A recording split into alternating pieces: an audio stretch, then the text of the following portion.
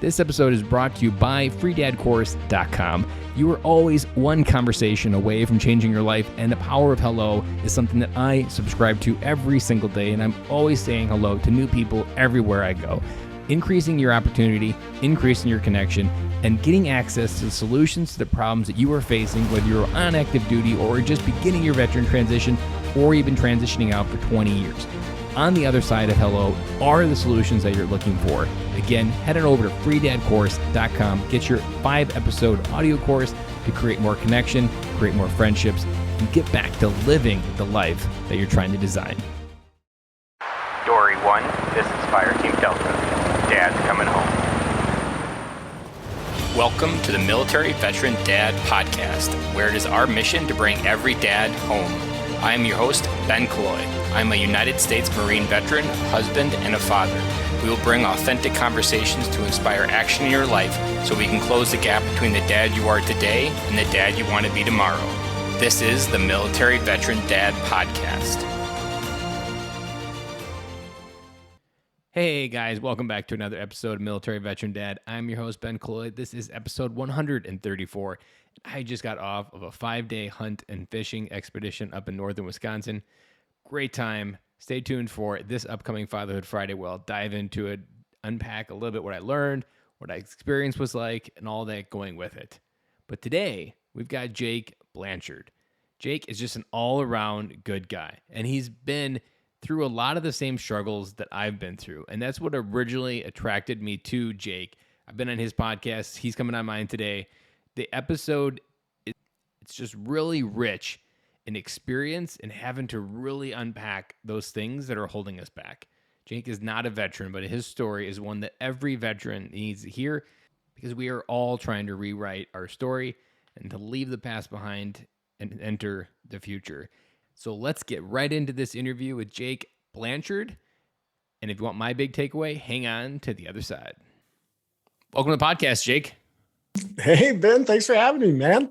I'm really excited for this because our friendship just got started. I was on your podcast. You're coming on my podcast. But our stories, I feel like, are intertwined in the same bookshelf, but within different components of life and how we had to kind of just reboot ourselves. You weren't connected to the military, but our stories and what you had to go through are so much of what other people had to go through within their life. So tell us a little bit about your life today, and then we'll go back a little bit and figure out where you were and how you got where you are today. Yeah, sure. We'll hit the top of the waves here. I own a management consulting firm. So I focus on like process improvement and project management, just anywhere that a business has problems operationally. I love to work in that space, and I either contract out other consultants so that we can bid on it together, or I'll hire a team, project to project. I also do a podcast. You mentioned it here in the intro, the Jake Blanchard podcast. I have guests from all walks of life come on, share their stories, their insights, their journeys. And again, honored to have you on in the past as a guest. I do a web series called Out Jakes, where I like to explore different topics. And then I also do high performance coaching. So, really I've got kind of 4 different veins that keeps me entertained and excited and continuing to grow. But my background professionally is in supply chain management. It's where I got my formal education, undergraduate, master's degrees, and worked a lot of years in healthcare, traveling the country for a lot of years, working with different health systems, really well-known health systems in various roles. Yeah, absolutely. Been in Boise for about 15, 16 years. And before that, grew up in Alaska by way of Louisiana. So I've been all over the place and enjoyed every minute of it. So like you were born in Louisiana, but you were mostly raised in Alaska? That's right. Yeah. I was born in a small town called Lafayette, Louisiana. Well, actually Lafayette's not the small town. I would say Lafayette's not very small. It's got its own university, if I remember. Yeah, I was born in Lafayette. I live south of Lafayette, like kind of Youngsville, Abbeville, Erath area. My dad's side of the family, Cajun, man. Like when we say Cajun, I mean like David, Blanchard is obviously it's a French last name, and a lot of rich Cajun French history in that name. And then, my mom's side of the family from South Louisiana, East Texas. So I was actually the first like generation, I guess, that kind of left Louisiana. Most of my family is still down there on both my dad's and mom's side. So let's go back to a moment, because I'm so interested in the gap between like your early years in Alaska and where you are here, but then also knowing there's some trials in between. So when you graduated high school, what was your programming like in your mind and how life worked? Oh man, that's a great question. High school was an interesting time for me, man. I was fortunate enough to be in a rock band. I was in a heavy metal band with a couple of friends of mine, and we were practicing all the time. We were decent, pretty good, and I played a bunch of shows. And that's actually what I thought I wanted to do, was like play bass guitar in a rock band and go travel around. I just so happened my junior year start to date a gal who's my wife now, Megan. We've been together over 17 years. We've been married for 12, and she had a really good head on her shoulder at the time.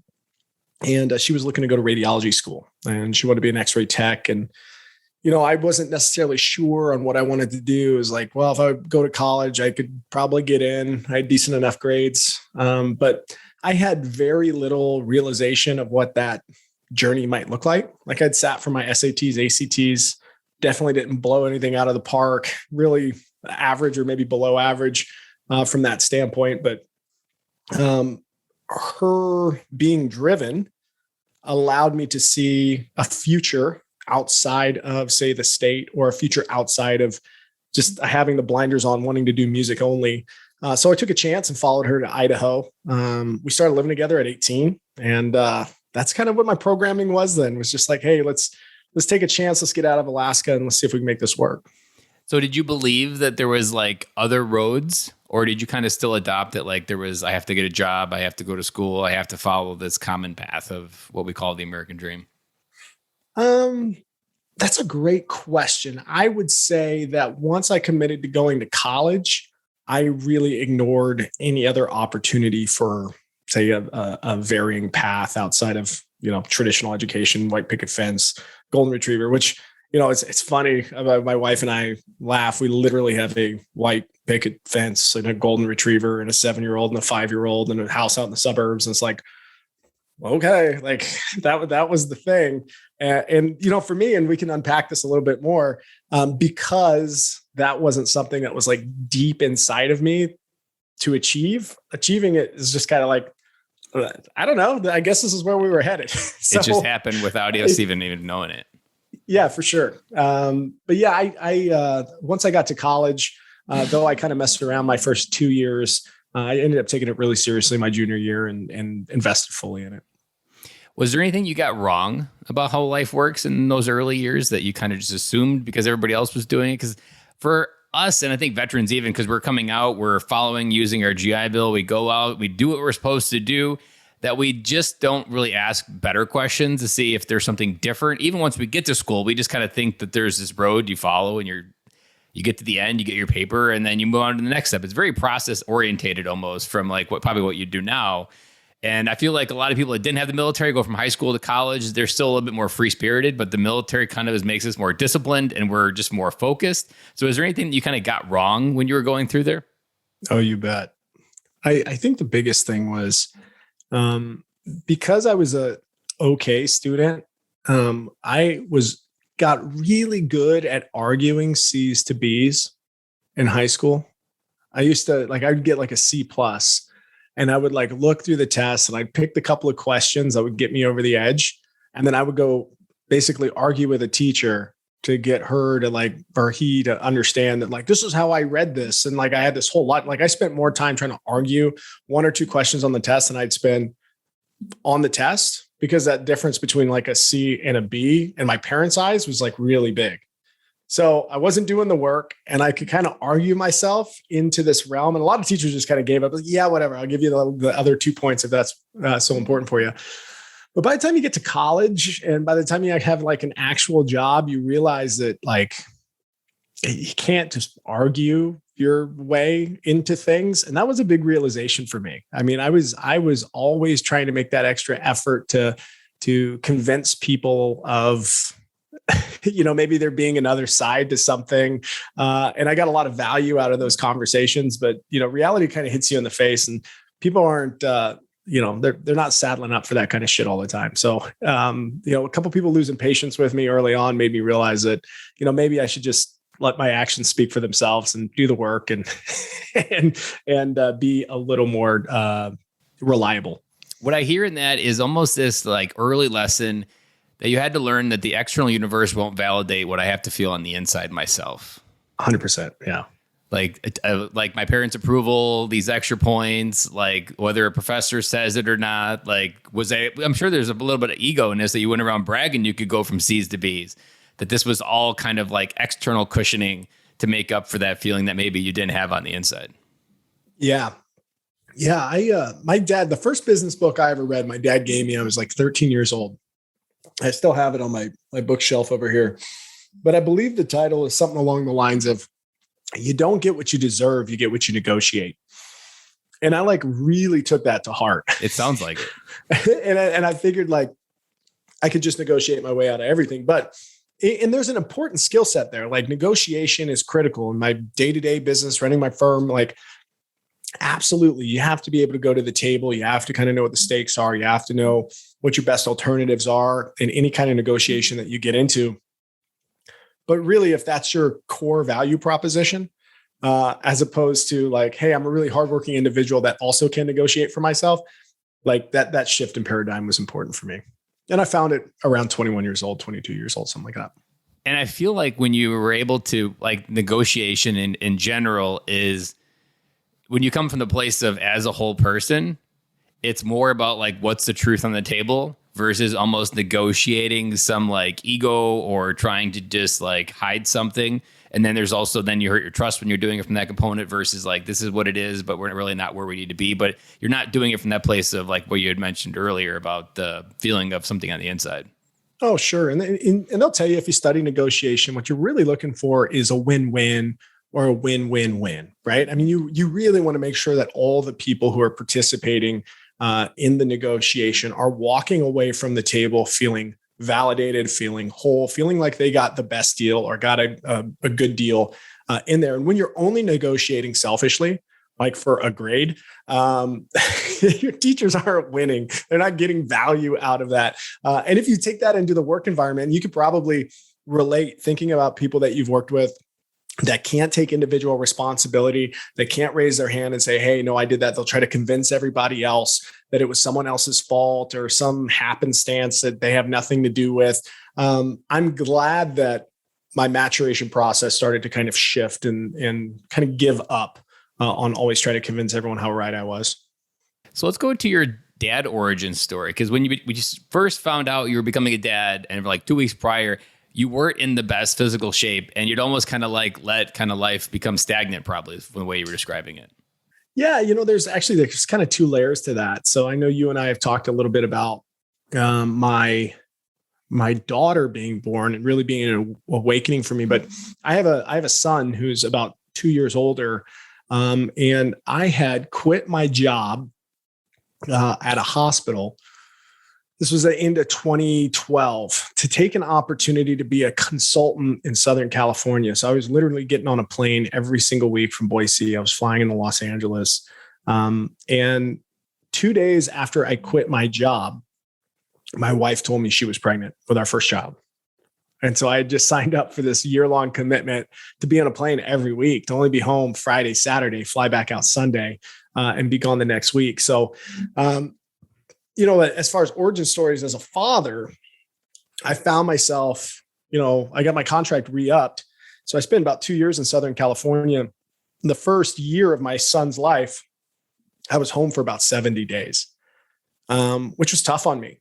And when I came back home to start working for a health IT consultancy here in Idaho, I had a lot of toxic head trash in my brain parts, and it turned into a lot of overeating. It turned into like drinking every day. It manifested into a lot of what I would consider fairly negative behaviors. You show outwardly what you feel inwardly sometimes, and that's certainly what I was doing. But to the next point, right before my daughter was born, so about a year after I'd gotten back from my stint in Southern California, I realized that I was 240 pounds. I'm 5'11", so I was definitely overweight. I was going on like a mile walk to the park in our neighborhood, getting gassed. There was just no cardio involved. I'd made some efforts to kind of lose weight, but nothing that was tied to discipline or real goals or anything like that. And I realized that I wasn't modeling behavior for my children that I would have liked to have modeled for myself growing up. So I said, well, I guess I really need to make an investment in my health. And then I found along the way Brazilian Jiu-Jitsu, which was really exciting for me. And that really embarked a whole weight loss journey. It embarked a lot of self-reflection and a lot of time and effort trying to fix. Everybody's trying to fix themselves, so a lot of time and effort starting the journey to start to understand myself a little bit better. When you were going through those moments, I can imagine. So I'm wondering, like, how did you have the conversation with yourself that, like, because a lot of times when men get in that moment, they get into this point where, like, for me, like early on, it was guys like me don't do things like that. Did you have that like inner question kind of preventing you from moving through the head trash? Yeah. I had a lot of insecurity. Let me put it this way. I'm a big reader. Like I read books all the time. And at the time, even before I was really trying to work on myself, I was reading business books or self-help books or motivational books, but I would read everything in the book. And instead of taking in the information and truly reflecting on it, I was reading for the sake of reading. I was like, I'm doing something, like I'm reading, and the act of me reading is going to help fix the problem, as opposed to I'm distilling the important information out of this. I'm being critical of myself in a positive way. I'm extracting maybe the behavioral changes that I need to make, and then I'm applying them practically in my life. So that bridge wasn't ever being crossed, but I was reading a bunch of books and I was wondering why I wasn't getting better. But to answer your question directly, like I wasn't thinking guys like me don't do X, Y, Z. I was thinking I'm doing what I'm supposed to be doing. But maybe this isn't for me because I'm not changing. Mm-hmm. That like it just kind of took you to internally like keep asking the same question. I'm like, why am I getting the same result? And then, okay, like maybe I'm doing the wrong process. Yeah, exactly. So let's go into a slightly different area. So within this component, you're kind of at what your bottom I would call, figuring out that you're consuming a lot, but you're not really doing a lot with it. And now looking back in my own life, I know one huge ingredient in that is who you surround yourself with. Did that happen initially, like that you had like hungry people, probably from like Brazilian Jiu-Jitsu, like just being in there, and then you're like, you see the gap between what they're doing and you're doing, you see like there's more that you need to do versus just read. Was it just as easy as that to surround yourself with people there? Or was it a different kind of people came into your life at the right time to be like, there's a better way or a higher way that I can actually live every day? Yeah, well, there's definitely some dots to connect here. I think the first thing that I went out and did is I went to therapy. I had, especially before my daughter was born, before I found Brazilian Jiu-Jitsu, anything like that, what I realized is like when my son was crying and like I didn't know what to do, or like I hadn't been around enough to feel like I had a real bond or with him, or a real connection, like I would instantly spiral. Like he's crying because of me and I don't know how to fix it. And it was going pretty deep. Like I started to build a lot of like resentment toward myself, a lot of resentment toward fatherhood in general. And the thing is, my dad was gone a lot when I was a kid. He was working his ass off out in the Gulf of Mexico in the oil field. And so he'd be gone 2-3 weeks at a time. He commuted from Alaska to the Gulf?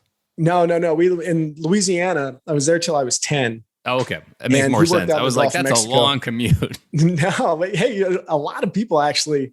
A lot of people do that though, but I was like, that's a long commute. Places like Louisiana. I know people in Florida that go up to the North Slope to work 2 and 2s. But yeah, so he was doing that when I was a kid. And so like, I had a lot of resentment toward myself. I'm like, hey, like I said, I wouldn't do stuff like that. Not demonizing what he did. It just was an inconvenient way to live as a child. You want your dad home all the time. And so I had to deal with that, went to therapy. And then, at some point in time, I started to find a little bit of personal responsibility in that, and started to find a little like, hey, it's okay. You can start to forgive yourself. The only thing that really matters is what you do moving forward, you have a lot of time. But what's happening right now is you're not going to be happy if you pull this current state forward. You have to change something. And so, yeah, certainly found jujitsu, and then found a group of folks in jujitsu that are just good, solid men and women that are going to improve every single day. And being in an environment where I was learning, but I wasn't learning like business. I wasn't learning like, I was never like a fiction reader. I was always reading books that were around business or process improvement or some kind of certification to keep tagging alphabet soup behind my name professionally. Like that's what was important to me. But really when I just opened up and allowed myself to learn something for the betterment of myself on my journey, my pace, and allowed other people to give me advice and destroy my ego. I remember the first time I walked into jujitsu, I was a 15-year-old kid who absolutely throttled me. I'm a 29-year-old, 240-pound man, and I got a 15-year-old climbing on my back like a spider monkey, choking me out. That's a humbling experience, And so, yeah, absolutely. Being around a group of individuals in that way starts to catalyze a focus or a more deeply entrenched sense of self that catalyzed a lot of change moving forward.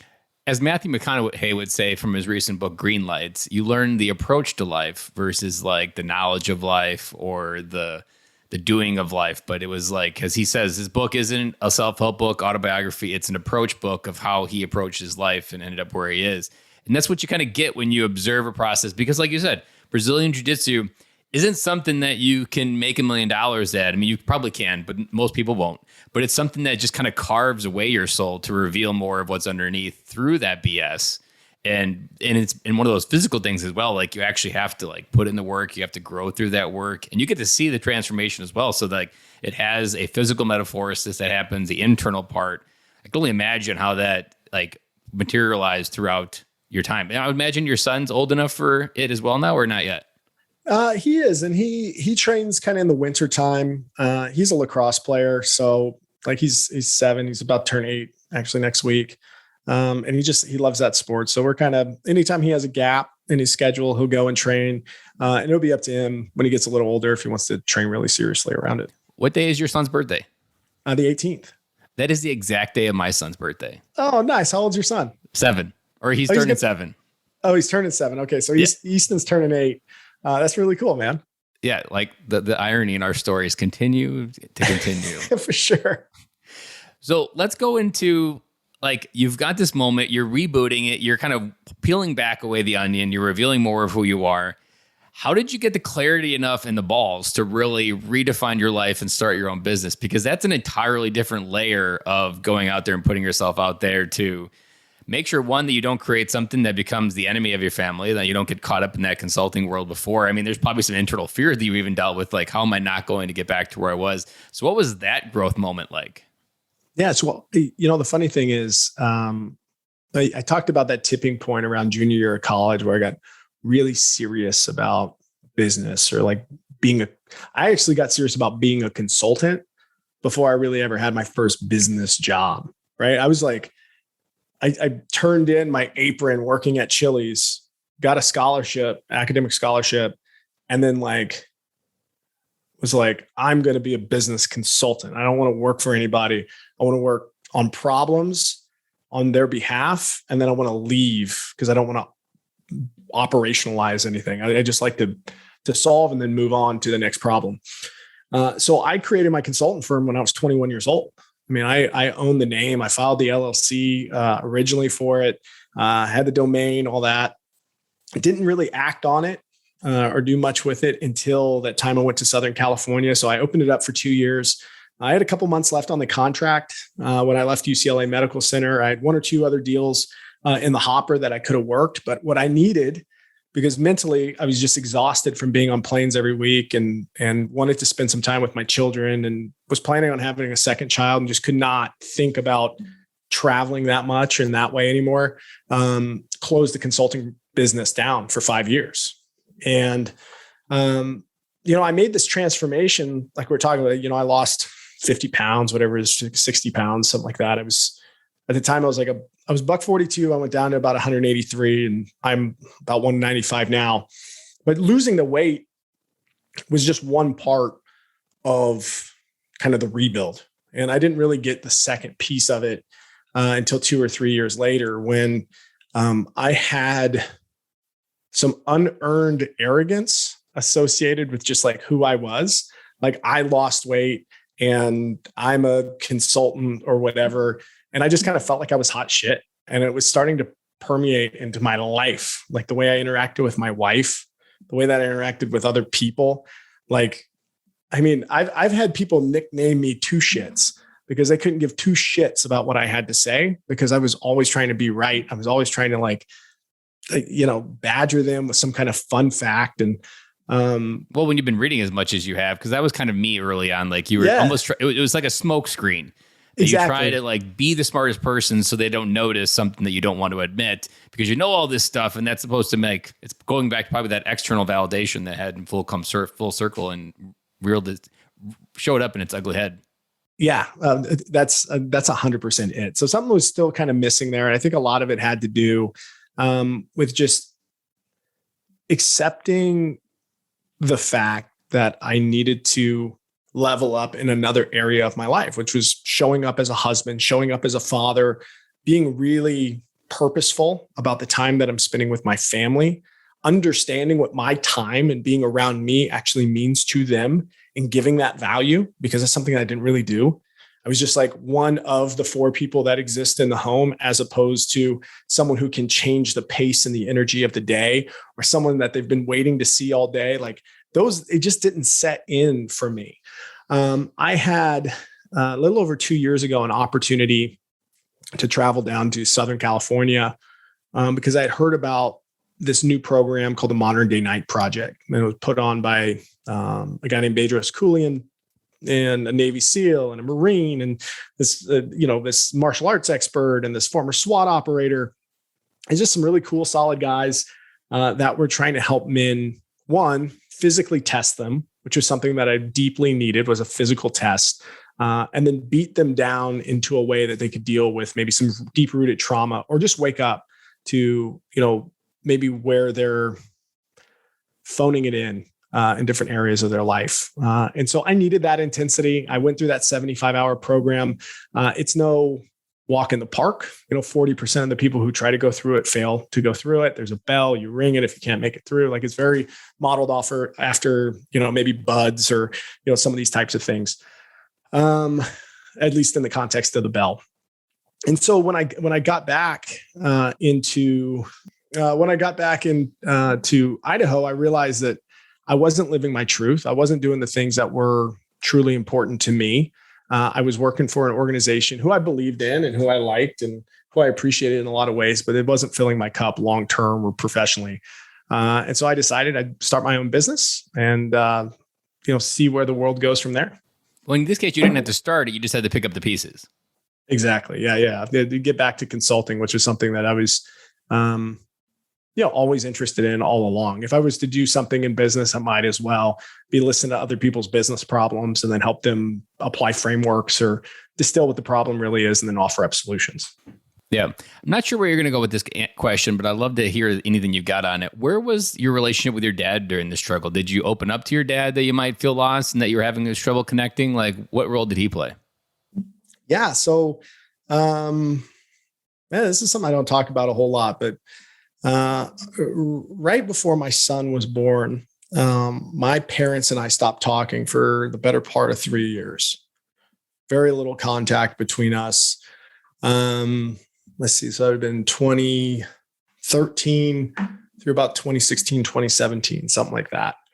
And, it was definitely part of the struggle. It was definitely part of the, I really enjoyed talking to my father. But we just didn't see eye to eye about a handful of things, specifically around just a lot of things in life. and we needed some space. And, he wasn't necessarily interested in picking up the phone and calling me. And likewise, from my perspective, until about 4 years ago, they reached out and we kind of worked through what we had going. And now I talk to them at least once a week moving forward. So definitely a better relationship with my parents there. But there's some things from childhood that had just kind of reared its head, things that we couldn't necessarily get over. And those were the things that I had to work through in order to kind of conquer, or at least get going on the path of for healing myself. Mm-hmm. And those components, when you're like the fatherhood story, the parent story, those can be such like messy areas, because like on an extreme case, like I often hear where like a dad will kill himself when a child's younger, and the guy grows up and he's never really figured out how this affected his life. Like I actually learned this from Larry Hagner's podcast, that like when a dad kills himself, his kids are haunted with the question, why didn't my dad love me enough to stay? And that feeling, that void, like that always. And so I can imagine there was that void even for those 3 years. Like you couldn't fill it. Like it was just one of those that like you couldn't numb it. You tried to numb it. You tried to run from it. You tried to not acknowledge it, but it just kept kind of being there. And it was something you had to go through to actually get to the other side and discover whatever was supposed to happen and get to that place where you can rise up on your own. Like I think that's the modern man story, that we need to recognize where we're like the boundaries of love, where we're not recognizing where we didn't get it early on, where we're trying to get it from others, and realizing the only person that can move your life forward is the man in the mirror. And it's the love you've got to bring to yourself to create that whole person. And what I love about when I think about this wholeness of love, I always add the word integrity into it, because integrity has the root word integer, and integer is a whole number in mathematics. And to live a whole life, you have to be a whole person, and that whole person has to be able to run almost like autonomously as a person that's capable of doing what he needs to do, meet his own needs, live his own life, lead his own life. And if we haven't identified those early stories, it's just kind of like that ball and chain that slows everything down.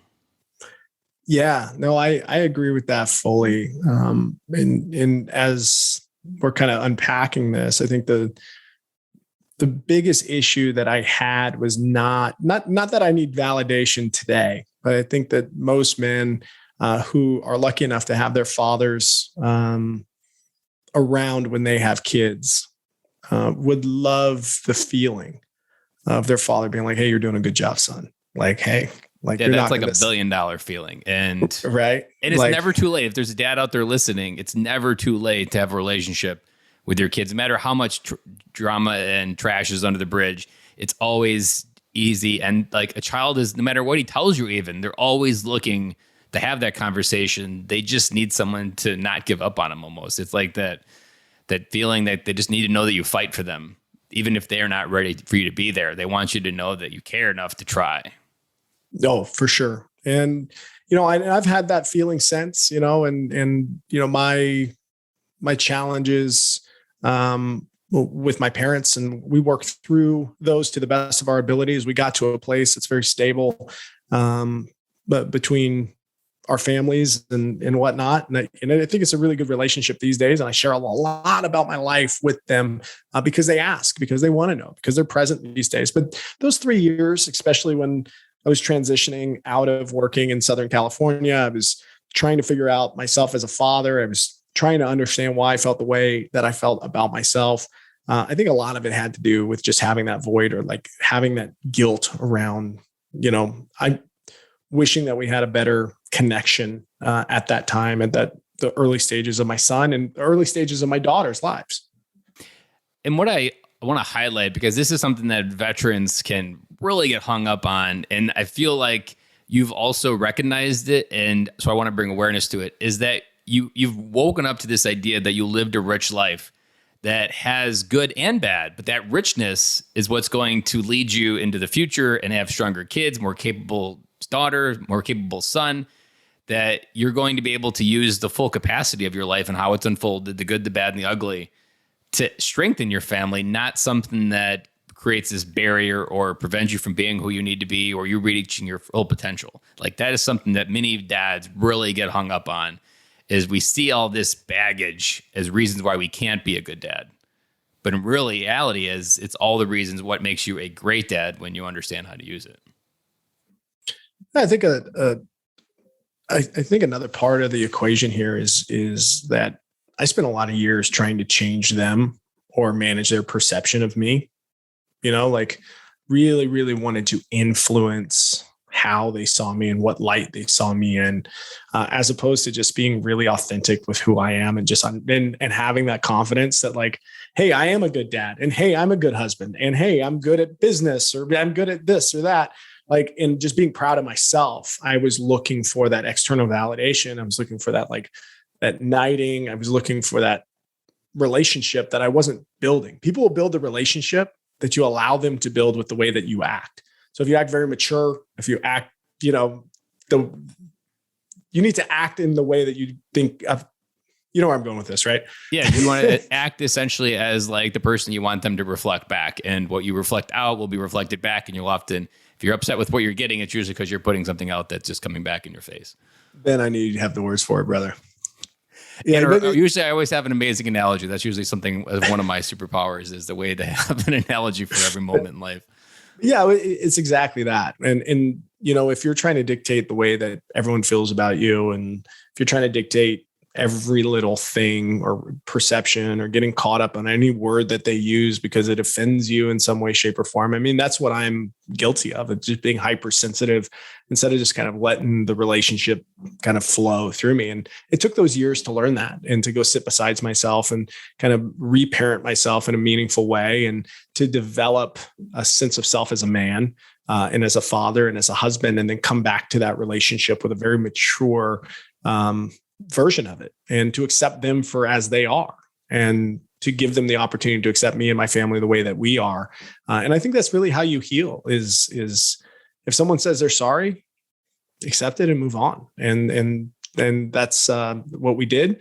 And that's how we got to where we are now. And it also works both ways. Like, you forgiving them isn't something that has to be reciprocal. Like, you can be at peace even if it's not accepted. Like, that is also a part of that. I want to go time travel because I got a vibe and I want to go there, and I want to see if there's anything there. I want to go to when you were doing the Modern Day Night program. You were going through probably a crucible event of hell. And there was probably a moment where you broke down, and kind of like a before Christ and after Christ moment when you kind of realized something that you needed to get broken down to the bare minimum of who Jake is.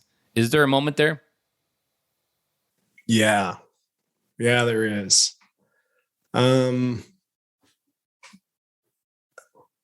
I don't want to give too much away about the project. More speak to what broke you down and what you saw in yourself.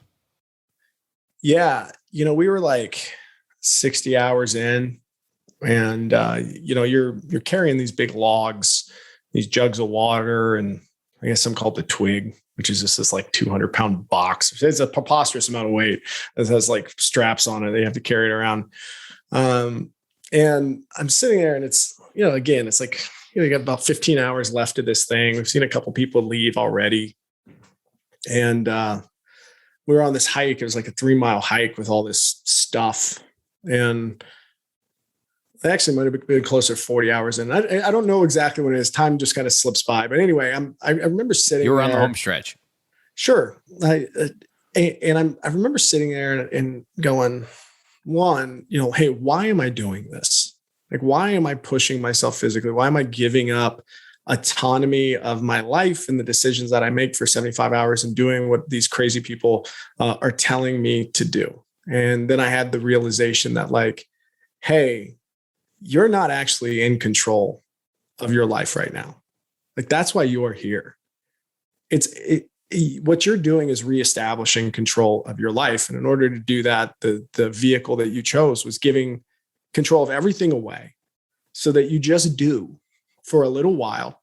You just listen. You just suffer the consequences. You just take whatever life gives you, and you only focus on doing the tasks at hand. You focus on blaming no one else but yourself. And when I started having that conversation of like, hey, why am I here? Oh, I'm here because I truly do need this. I'm here because I do need to get broken down so that I can rebuild this. I need to start fresh. And in your words, that before Christ, after Christ moment, like I need to be okay with sacrificing the person who I was for the person that I want to be. And I need to kind of rebuild that. I need to rebuild that sense of self. And that's why I'm here. And it really kind of woke me up to the fact that the pain that I was enduring or the things that I was doing, I had already pushed myself well past my limits of what I thought I was capable of doing. I knew I still had some fight left in the tank. And so like, why not finish this thing? And then why not see what's on the other side? Why can't I be everything that my family needs? Why can't I be everything that I need?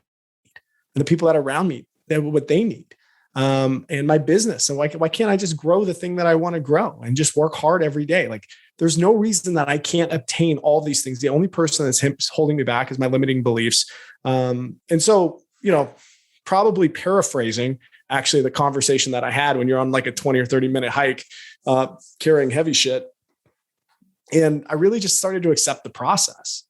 And I found that when I got home, and I haven't been perfect, right? It's not like you become this kind of like, this dialed in 100% warrior, on the other side.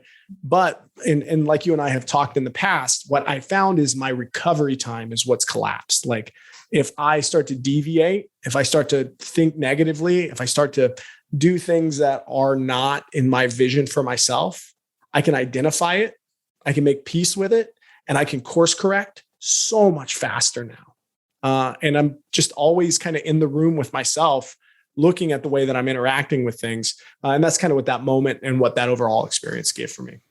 What I hear in that is a man that had to learn to let go of the illusion of control and embrace the illusion that life will happen as it's supposed to, and it'll unfold to where you're supposed to. And the second component is that you're worthy of all the goodness that is in your life, and you can receive that without that feeling of control, and you can be present in that. And it was this kind of like probably where you like almost like you were going through a fog, and as you reached that 60th hour, you were like the fog started clearing, and you started seeing like your potential almost of what you could do if you let go of that illusion of that control. Yeah, and you bring up such an important nuance point there, the being worthy. And that's something that I've struggled with, grappled with for a long time. I mean, many of us are fortunate in this life. We're fortunate in the country that we were born in, maybe the families that we were born in, the jobs that we found. Like there's a lot of ways to reflect and feel fortunate.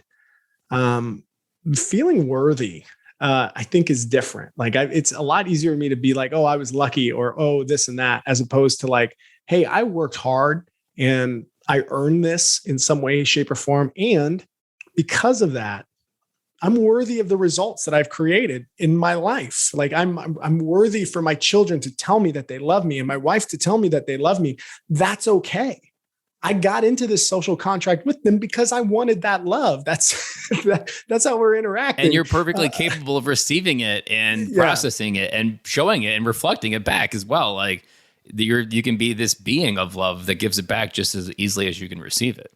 Yeah. And the confidence around that too. Like I truly am worthy. I am confident that when my child says that they love me, they really love me and they're accepting me and I'm worthy of that love and I'm giving it back to them and they can feel it too. What a wonderful transaction that is.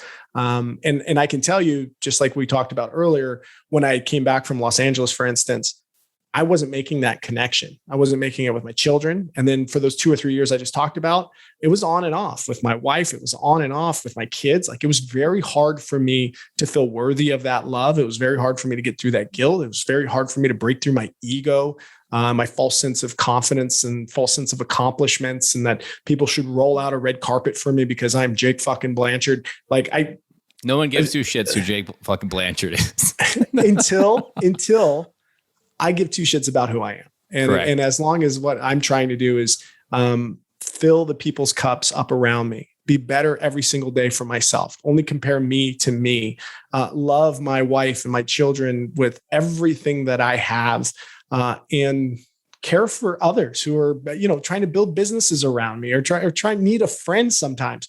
Like just being there for other people, service before self. What an amazing way to operate, and what an amazing way to feel worthy by operating with that gratitude. And so it's definitely a big life lesson over the last 2 or 3 years that I've been able to pick up.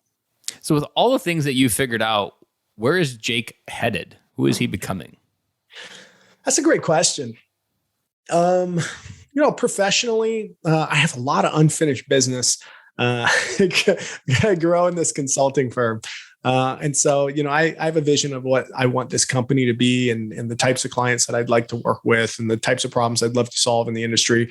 And so I'm striving to, bid on stuff continuously, put myself in different problem spaces, grow as a professional, very comfortable there. From a podcast standpoint, maybe like you, I'm having a lot of fun with it, man. Like, what a cool experience to talk to people all the time. It's been a big part of my personal growth, launching a podcast and just bringing on various guests and hearing what they have to say, whether they're experts on brain matter or motivational speaking or Brazilian jiu-jitsu. Like I get fired up around those types of conversations. As a father, couple of things. One, trying not to be so vocal at my children's sporting events, working on that. That's been a really difficult thing for me. I didn't play a lot of and team you're usually sports. probably the odd man out, because that's definitely something that as a society, American culture loves being vocal at our kids' sporting events. Oh yeah. Oh, I know it. I'm one of those dads right now too. And I got to dial it back because like I'm trying to coach my son from the sidelines, which is not awesome. I see him now, like he'll make a play and then he'll like look over at me and I'm like, what are you doing looking at me? And then my wife is like, you created that, right? Like you're the person who's reinforcing this like positive, negative behavior, on the sideline. So like there's areas that as a father, I mean, I'm attuned to that I'm like messing up. But I hear your ears are wide open now, maybe versus like a few years ago, your wife would have given that feedback and you're like, what does she know? Oh yeah, 100%. Like just the fact that I trust her, that she's giving me feedback that will improve the relationship that I have with my children, and that I'm not infallible or infallible or however you say that word. That's big. So like I really saw it toward the back end of his last lacrosse season. I worked on it during baseball. I didn't do the best. And I was also coaching his team. So it was a hard balance for me. But as he goes back to lacrosse next month, I'm just going to clap and smile and, give him my love and appreciation and kind of go from there. So, just little stuff like that, man. I'm so interested in figuring out ways to become a better man every day. Figuring out ways to become a better husband. And so, yeah, that's what I'm working on right now. What I hear in all of that is a Jake Blanchard that's choosing to become life. Yeah. Yeah, exactly. Everything you do and everything in your life represents being alive. Yeah. And all the things we use to define something that's alive versus dead or sick or dying. Yeah. And it's around expectations too, right? If I sat there and I tried to pick up the pen and author how everything should be before it happens, I'm going to walk around pretty dissatisfied with the results. People should talk to me in this way. Like my kids should view me in this light. Like I'm out here to earn it, man. I'm out here to earn their love. I'm out here to earn their respect. I'm out here to earn my place in their life. And the rent's due every day. And I just need to keep showing up in the best way that I can. I'm going to have my bad days. I'm going to have my blind spots. And I need to find those people in my life who are willing to tell me what those are. Case in point. And I hope my mother-in-law listens to this, by the way, Rhonda, I hope you're listening. But my wife the other day, she goes, hey, my in-laws, they're going to potentially come to town. And she goes, hey, we're going to take this road trip. And I'm like, awesome. Let's take this road trip. And she goes, yeah, my mom asked that you not drive. I'm looking at her and I'm like, what do you mean by that? That you're going to come to my house and I don't get to drive? And she goes, yeah. She goes, when she's in the car with you for a couple hours and you're driving, she gets car sick. And I'm like, well, that's her problem, right? Like I can't control someone getting car sick. And my wife goes, no, I do too. She goes, you drive really jerky. She's like, your foot on the gas and the brake is inconsistent. She's like giving me all these driving tips. And I got my feelers hurt for a good hour on it. I kind of fought it for a little while. And then I was just like, maybe there's some truth to it. I was like, maybe there's some truth to the way that I drive is dissatisfactory to people. I ended up asking my kids. I asked my son, I was like, son, do you feel like I drive pretty jerky? He's like, yeah. And I'm like, oh man. So that's something I'm working on too, man. Trying to just be open to that kind of feedback and trying to improve all the little areas I can. I'll help you honor that, because there's a moment where I had to get honored in the same way of give yourself the grace that you created the space for people to speak openly about that. Like, it's something simple, but most men would not be able to have that conversation or hear that feedback without it turning into a big argument. You actually have that psychological safety that your son even felt safe enough to say it about his dad. Yeah. And here's the thing. I this last week, because this is a pretty fresh wound here, Ben. I get into the car, the truck now, and I'm like, all right, I'm going to drive the speed limit, one, maybe just a little over instead of a lot over. And I'm going to really focus on my gas to brake ratio here. I'm going to slow down when I make those corners. Like, why wouldn't I make those adjustments so the people who are around me feel more comfortable? Like, it's no skin off my back to figure out how to do something differently. I don't get any value out of driving like an asshole. So like, I'll figure it out and just be open to the next one. And you probably didn't even realize it. Like, you just illuminated there. You had no clue. And that's almost like that's why coaches exist, because a coach can jump in your life and look over there in the corner, and you're like, where the hell was that pile of laundry? Exactly. And you know it. Can't even smell it. And then it's just like, wow, was that really there the entire time? And you've been married and dating her. I'm sure if you asked her, she probably would say you've been a bad driver for a lot longer than she may be able to admit. Yeah, she did. Yeah, we had the whole conversation, Ben. Like, we peeled that onion back pretty deep. And then like I said, I fought it for a little while. And then I went out on a run, and I came back from the run, and I was just like, what do I want to do? Do I want to sit there and try to tell people that they feel the wrong way about me? Or do I want to see if there's truth there and gravitate toward it? And then, when you start trying to drive not like an asshole, you realize, this is a much smoother turn. Or you notice more normal. Of life around you. I mean, even if you equate to your analogy to a dad that's just a workaholic in his career, he misses so much life around him while he's also doing that. And anytime a dad slows down, Corona did that. Think of how many people have slowed down their life to the point where they had to be home all day. They're like, wow, there's so much life around me that I wasn't able to notice. Or two, I don't know how to handle myself in this moment, and I need to learn through it. And both of them are related to that analogy of how well do you drive? I love that. Way to take us back up, man. That's how well do you drive? Like, can you take the criticism? Can you get to the heart of the issue? Can you implement the little changes to that's Instagram life for you? Yeah. I appreciate you pulling that conversation out of me, man. I hadn't really thought about it in that way. No problem. Well, Jake, this conversation was exactly what I thought would be, rich in conversation and experience and wisdom for what other dads need to hear out there and grow through. Where can people get in touch with you and listen more about your podcast? Yeah, if you go to jakeblanchard.com, you can find links to the podcast, to my web series. Reach out to me directly. I'm on Instagram, Jake_in_Blanchard. Or if you're interested in my consulting firm, you can go to Delta P, the letter P, life.com. And that's where you find Delta Perspective, my consulting firm. So reach out to me. I'm happy to answer any questions. I'm a pretty open book and love the conversation. So last question, what is a parting piece of dad advice that you want to make sure every dad picks up from your life to season in their life? Yeah. Your kids love you. Like your kids love you.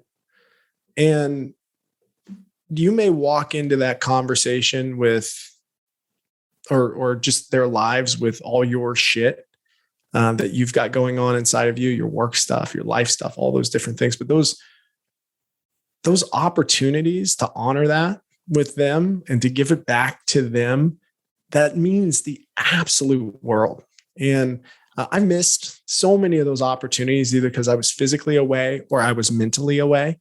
And being more engaged with that and just understanding that you can impact them with any little fun moment, fun story, fun little thing. You just have to be there, actually physically be there and engage with them. And it changes your world, man. It certainly changed mine.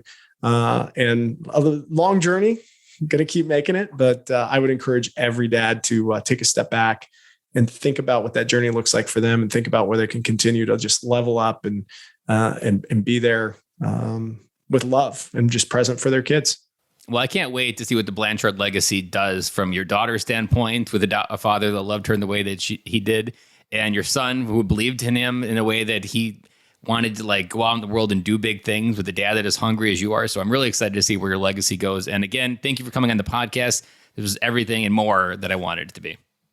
Ben, I appreciate you, man. Thanks for having me on. Thank you guys for listening to today's episode.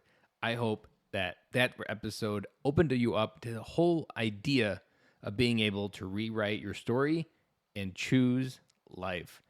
Right there towards the end, that message, choosing life, really hit me to the point where it's titled of this episode.